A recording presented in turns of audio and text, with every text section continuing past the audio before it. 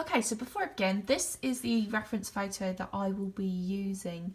Now, I wanted to just quickly talk a little bit about, I'm going to actually make a video about this to cover it in greater detail, but I just wanted to take you through my process before I actually start drawing and painting. Now, basically, I start off with shapes. I sketch it in with a mechanical pencil because I always find those are the best. The thick pencils aren't necessarily as easy to make thin lines with.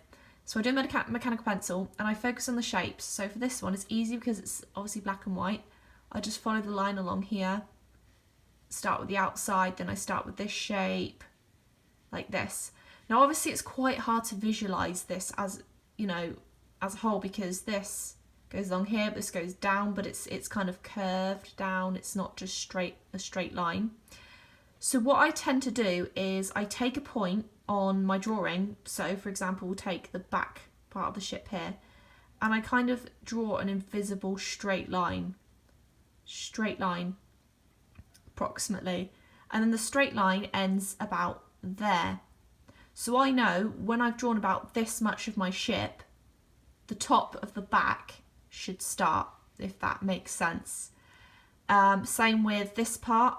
The bottom of the ship at the back, straight line across, that's not very straight line across, ends about there. So this point is where the top of the back sort of starts, and then this is where the bottom of the back starts. So you can kind of visualize it in like shapes and lines. A lot of it comes when you're actually physically painting. I try not to be too detailed with my initial sketch because by the time I'm actually physically painting in the colours, I find that I'm changing it around so much anyway. But yeah, it's quite hard to visualise because, you know, even this isn't straight. This is sort of a slanted line. I tend to view things in lines if I'm having trouble with the perspective of them. Obviously in real life they're not made of lines, but when you're looking at a photo and you're trying to get it to be photorealistic, you need to kind of visualise things in shapes and lines. So even like, for example, the top part here of the ship, if I make an invisible straight line all the way across, that goes to about the top of this bit here. So you know that in your mind these 2 points are level, and that's how you kind of get that perspective of the boat going backwards. And also remember that you don't want to sort of make this too long either, because the ship itself is very long, but it looks quite short in the photo because obviously everything is tilting like that, if that makes sense. It's you know, it starts like that and it goes like that. It's of course a lot of trial and error more than anything, but the easiest way to, and again I will actually make a video on this to be more detailed about like drawing humans and things like that, but if you kind of analyse just like the top of things, you can kind of visualise that, okay, that's where the top of that is the equivalent to the height of this here. And that's very important to notice, otherwise your perspectives are going to be way off. And obviously if you try to visualise this as like a rectangle in here, this white blank space as a rectangle, then there's a slightly bigger rectangle between these two, and then a bigger rectangle again between these. It's just really looking at your reference or your whatever you're looking at in real life and trying to see them as shapes. Like this is a shape, this is slightly slanted, it goes back, that goes back. And yeah, this tilts upwards. This doesn't just go, this isn't a straight line. Like if I was to go down this, see, it's not a straight line. So that slightly tilts up. You've just got to kind of pay attention to all of these little details, and that's how you will be able to get the perspectives right. But yes, I'll make a more detailed video on this very soon for you Patreon people. And yeah, thank you again for your support, and I hope you enjoy the video. Okay, so above all else, you need to draw things in shapes. This might be quite obvious, but it's the easiest way to really make something how it's supposed to look. Look at it in shape. So like the body of the Titanic, for example, this area. I'm concentrating on that first of all, and then I'll just build up from there. I'm trying really hard to keep it quite central. I'm not really sure if you can see the drawing on here, but that's what I'm trying to do. I'm trying to keep it so there's an even space between the front and the back of the ship.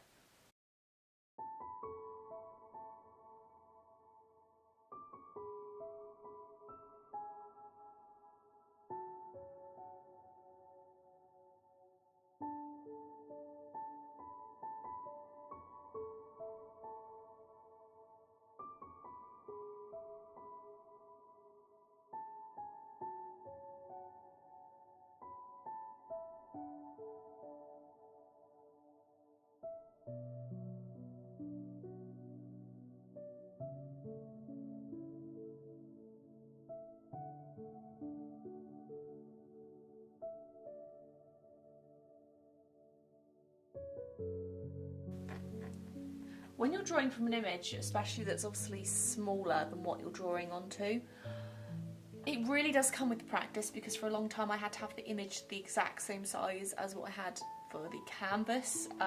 Like if it was the canvas was this big, I had to have the picture, the reference picture this big, so I could kind of see the difference. It kind of came with time, really, more than anything. Really, it's just a matter of trying to look at the spaces between the shapes and then making them that all over. It's hard to explain, but it's, if you're drawing, it really just does come with practice. You kind of your brain learns to sort of eyeball this sort of distance, and you'll never get it right the first time. I have to erase a lot, but it just really does come with practice, so do keep trying. I recommend starting out with images that are the same size as the paper or canvas that you're working on, but at the same time, if you're training your mind to see things at the exact same size, it's often quite difficult to see things when you're copying from something smaller, like real life. If you're trying to make something bigger on paper, it'll be harder for you. So if you can, do try to work from an image that's smaller, but if not, it's totally fine to work with images that are the same size as what you're working on. Also, don't worry too much about making it perfect with the preliminary sketch, because it's always going to change when you're painting. It's always going to change. Before I did anything else, I used to do like clipper ships digitally, because I always thought they were fun to paint. So it's kind of weird going back to my roots now, actually, because I used to really like painting clipper ships. And I actually did paint this digitally quite a long time ago when I first started digitally painting. It was back in 2012, I think it was, for the 100-year anniversary of the Titanic sinking. So it's kind of neat to be able to do this traditionally for once. I find when trying to draw from a reference or real life, it's honestly just a lot easier to try and visualise the distance from one point to another, then to another point. So focus on one starting point and then work out from there. Because as I say, you can sort of draw invisible lines, like if you do a diagonal line, the same diagonal line on the image, you'd reach, like, say, that point, so then you'd reach that point with the same angle, that kind of thing. I don't know if that makes sense, but it's something that I basically do with all of my pieces when I'm trying to copy something from real life or a reference. I'm trying not to make it too perfect, but it's a habit that I have. I always make them too neat, the preliminary sketches, and it's something I am trying to get out of because it's very unnecessary, because you end up changing it so much anyway at the end when you're painting it.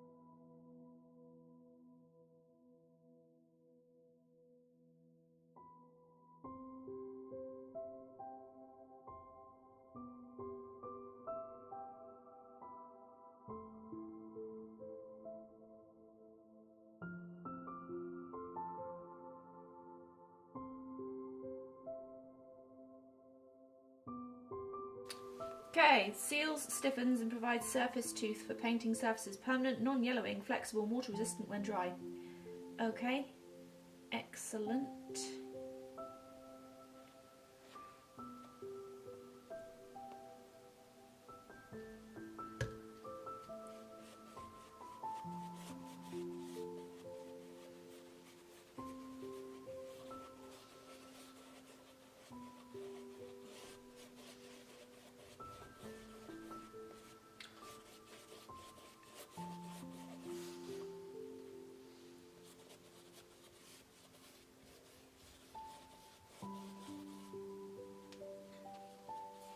Hopefully the sketch will actually show through this piece, but we will see. Excellent.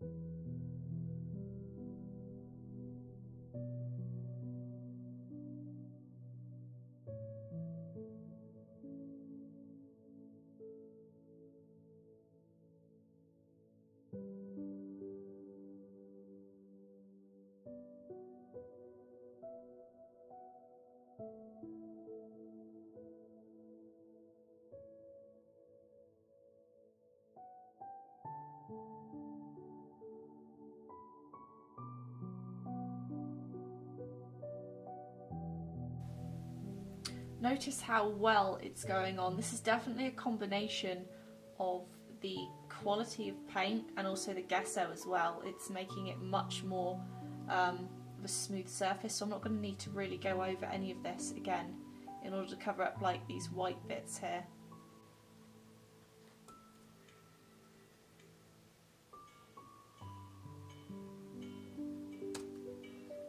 So you're going to want to start off by colouring in the shapes and then do all your fine details at the end. But for now I'm just going to be doing my big blocks of colour and then working out from there.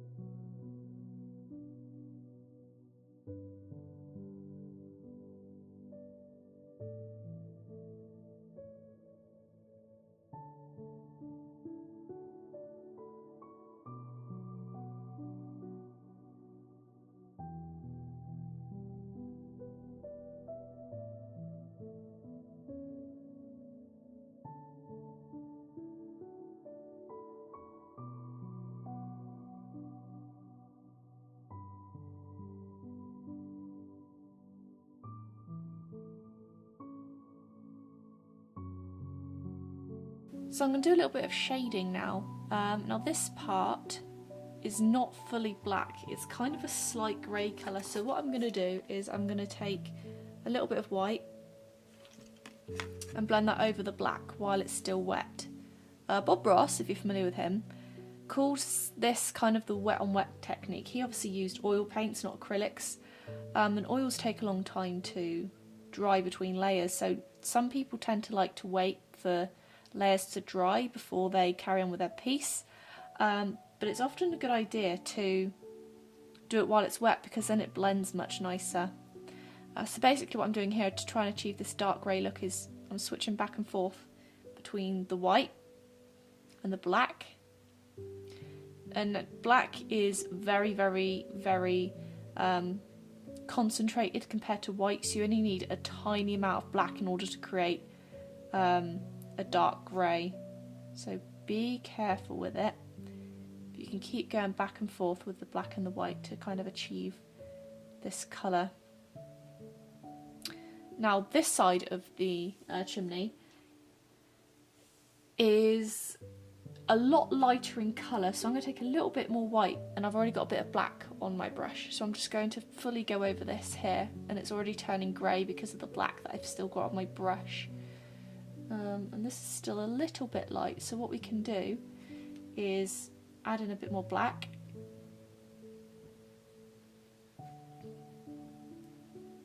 And just blend this colour together.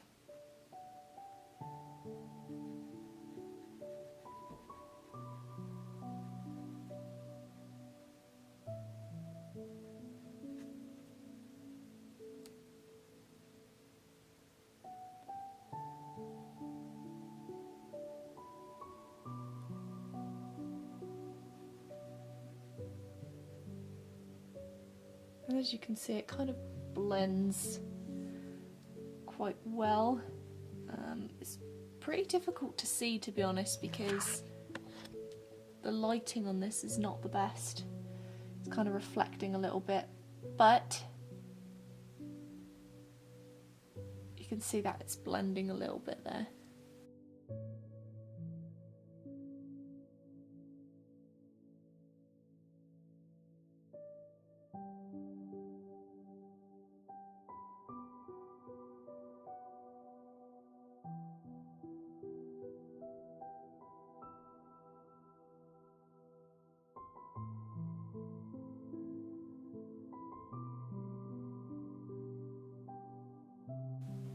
If you find you're having a hard time with the colour, you can always add a little bit of water to your paintbrush to make it blend a little bit better, but this can make your paints more transparent and not as pigmented, so you might want to go back in there with another layer of paint.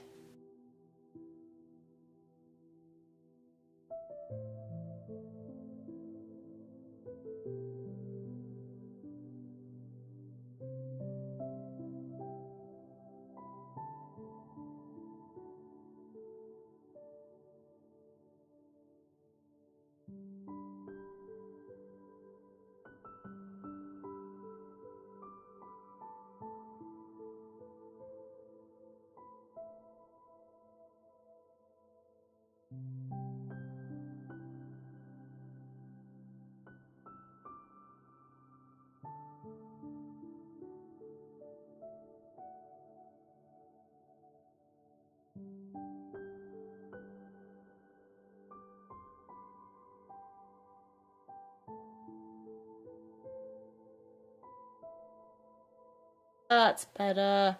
There we go. I've just add a little bit of water to my brush. That really helps to clean the lines up a little bit and smooth the colour down.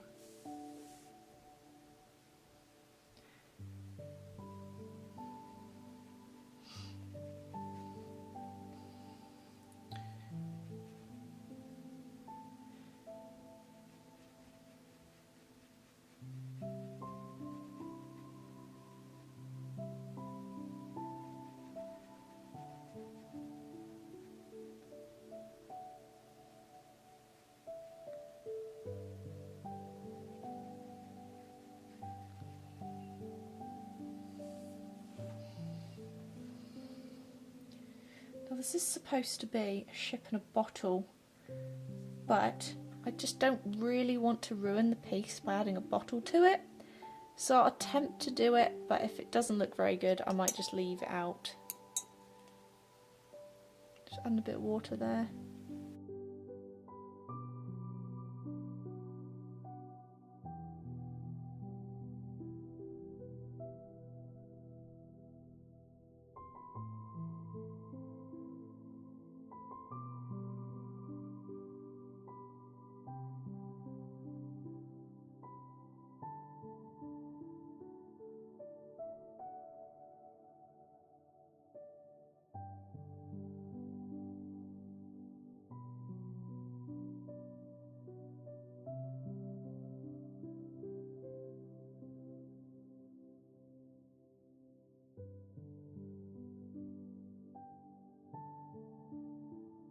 Now the back of the ship here is, when we look at the reference photo here, you can see that it fades into a darker grey colour.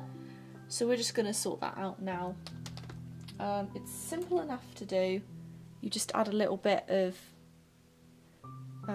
black to your white or vice versa, and then you keep adding the darkness until it sort of mixes correctly. I always mix my colours on the canvas itself as opposed to on the actual palette. For example, these are the colours I've got. I just grab a bit of this, a bit of that, and then I just literally stick it on the canvas and mix like that. It's not always the best technique if you're painting certain things, but I find stuff like this, it's very helpful.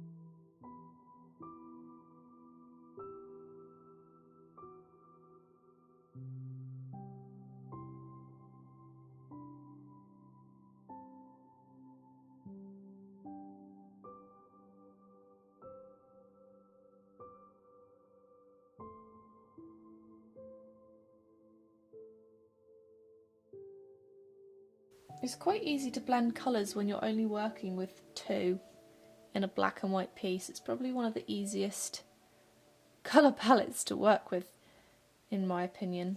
I just think it's really fun.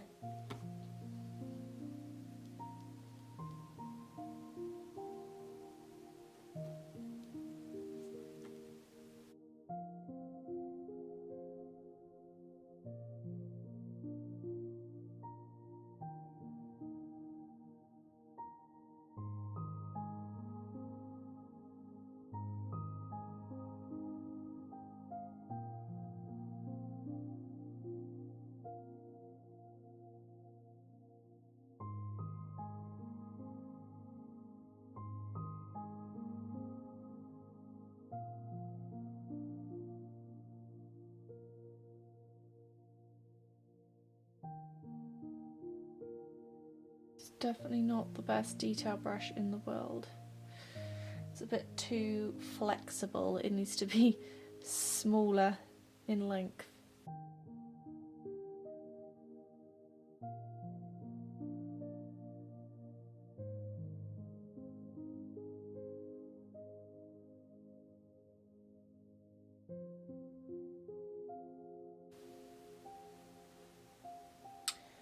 So this part of the ship up here is very pale grey, so what I'm going to do is I'm going to take a very small amount of black onto my brush and then a large amount of white, and then when I put that on here it's going to be a nice pale grey.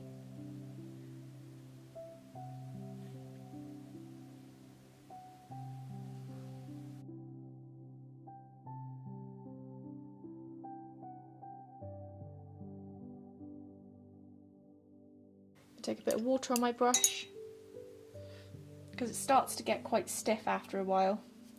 Sometimes it's nice to mix in a bit of water to try and get rid of that stiffness of the brush.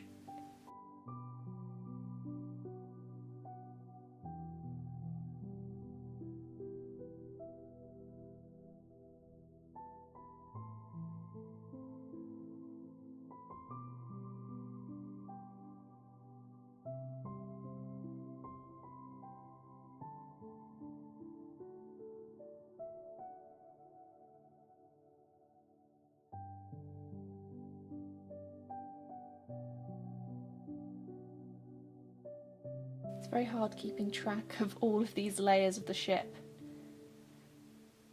because there are a lot.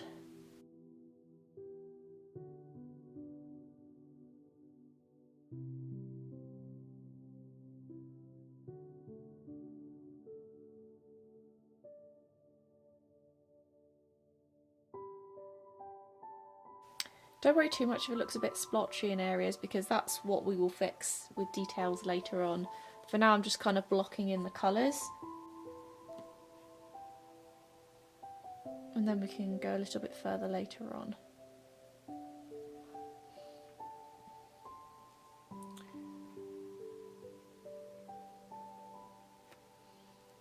Definitely want to cover up those pencil lines because it's not going to look realistic. You don't have outlines on real life things, so that will really get rid of the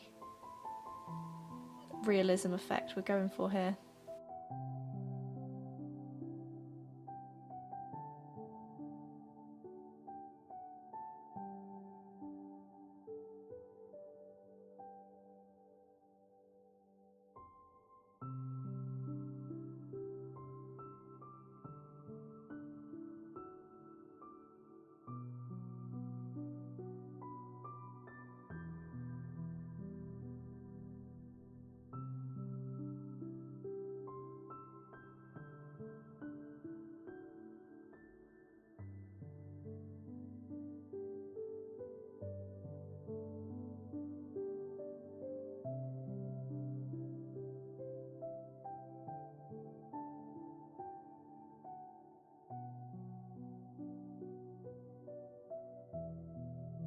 Ships and things like houses and buildings in general have very sharp edges.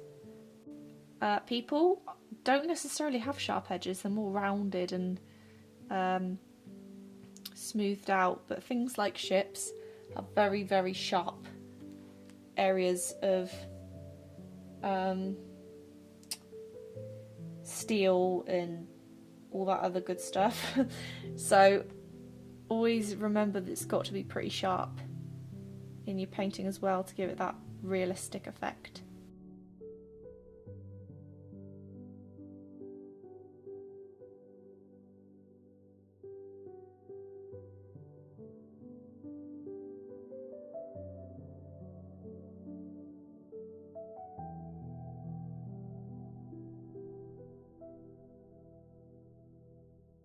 I'm basically just going in all the areas where it has somewhat dark black colours and then lightening them up with the white paint. So this funnel here, as you can see, is too black. It's more of a dark grey, so I'm going to take a little bit of white, put that on top, and blend it out a little bit to make it more of a dark grey instead of black. Remember, you can always lighten with acrylic paint. I find personally it's always best to work dark to light, so start with dark layers and then work up to light while it's wet anyway. I just feel that really helps with that realism when you're starting off with a dark colour, because then it's covering all the dark areas and then you can just kind of illuminate the rest of it with a lighter colour.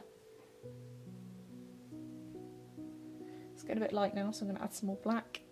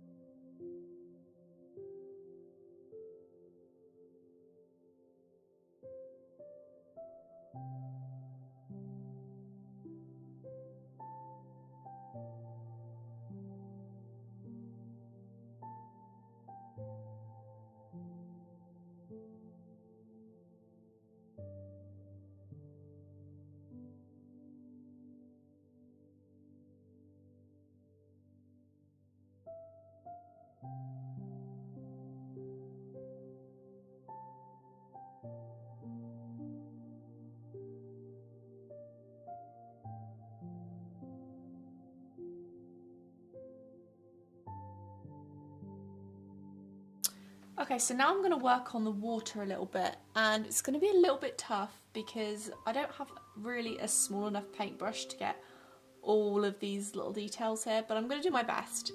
I'm going to start out by having a really pale grey here because it fades in from white. It's white, pale grey, and then it fades darker, kind of like that. So I'm going to start with lighter grey and then just go to the darker colours. You can do it the other way round, but because of the way that it's sort of shaped inwards, I'm going to start with the pale grey and go inwards, and then I'll worry about all of these little details and lines later on at the end. The best way to do water is to have kind of a flat angle brush like this and paint sideways like this, so you're creating these little lines like waves. And obviously, as I say, details come at the end, but the better you do the base of the water, the easier it'll be in the long run.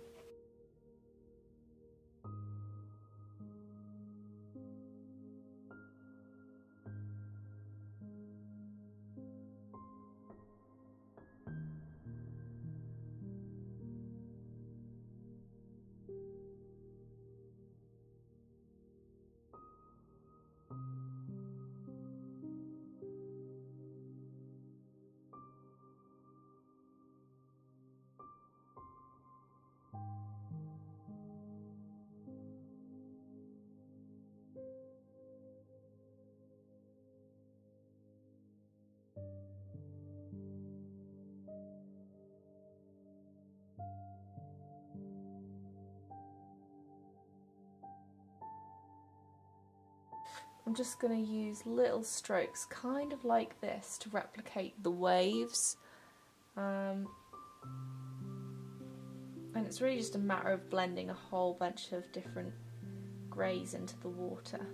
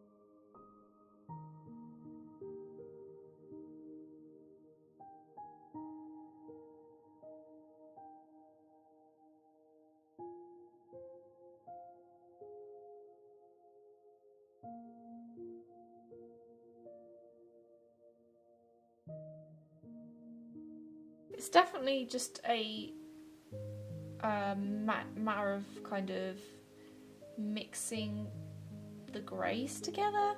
As I say, it goes from pale to darker, so if you're being quite heavy-handed with the lighter colours, you can then go back with darker colours and choose these sort of sideways motions. And water is very, very ripply, especially the ocean. It's never going to be completely flat. Something to remember with waves is that you're going to have parts that reflect the sun, and then you're going to have parts that don't reflect the sun as much. So you're always going to have lighter parts, and then you're going to have a darker colour underneath the lighter parts, and that's how you kind of define your waves with the light and the dark. That's sort of how you get that realistic look. So you have the darker, more shaded part of the wave, and then you have the lighter part of the wave because that's reflecting the sun. So yeah, water is not easy, but it is possible with a bit of patience and practice.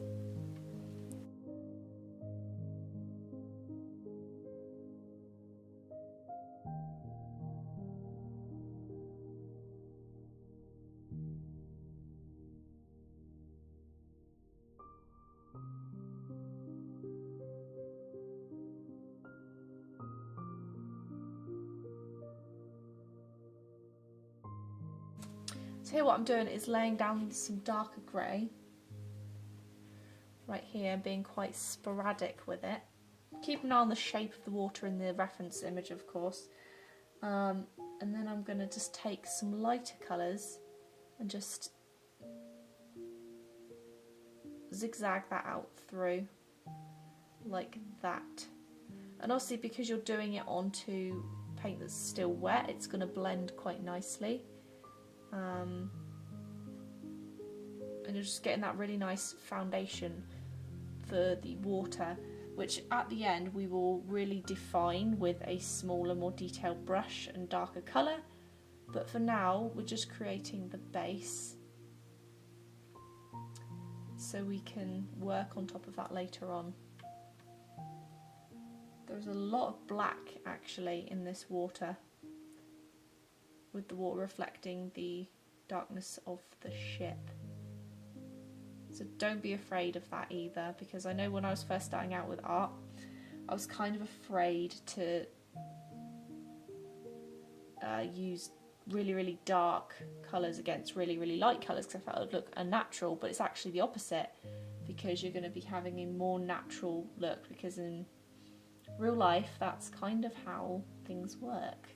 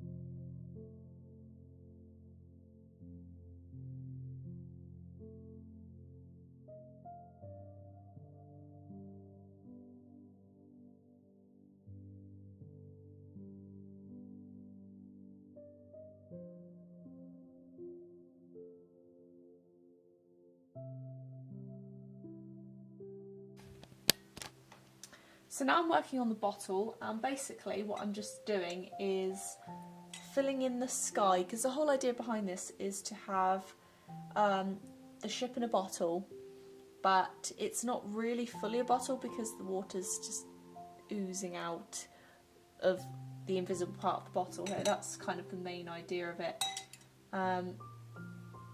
And I must say, this is my first time doing a bottle, so we shall see how it goes. I'm not going to try and do it super realistic because I literally don't have a reference for it. So what I'm going to do is I'm just going to make the sky match that in the reference picture for the Titanic, and just kind of go from there and keep the sky inside the bottle only.